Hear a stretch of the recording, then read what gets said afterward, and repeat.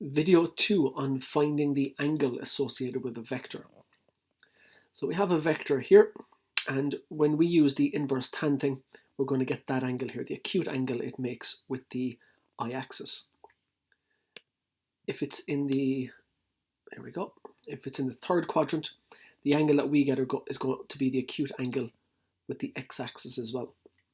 And if we put in the fourth quadrant, the acute angle it makes with the x-axis. So let's go to the first quadrant. And like I said, it'll be the acute angle it makes with the x-axis, right?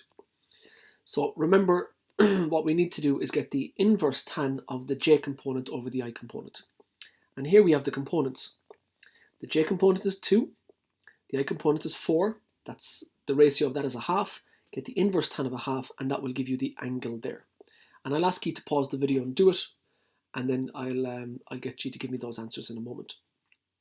Okay, let's go into the second quadrant, because there is something quite specific about this. So to get the acute angle here, what we're going to have to do is get the rise and the run. So look, the j component over the I component, and then get the inverse tan of it. But if you want the acute angle, you have to take the positive I and the positive j. If you want the acute angle in all 4 quadrants, take the positive value of the I and the j. So what I'll be getting here is the inverse tan of 2 over plus 2. It's the inverse tan of 1, and the inverse tan of 1 is 45 degrees. That will give me a 45 degree angle there. And then if you were looking for the other one, it'd be 180 minus 45. But look, 45 there. Let's go to the third quadrant.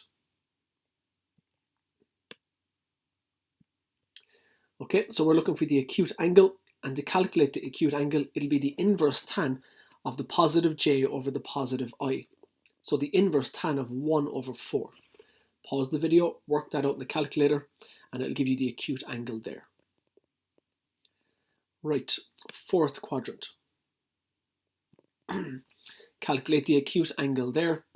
It'll be the inverse tan of the positive j component over the positive I component. So inverse tan of 1 over 3, and that'll give you the angle there.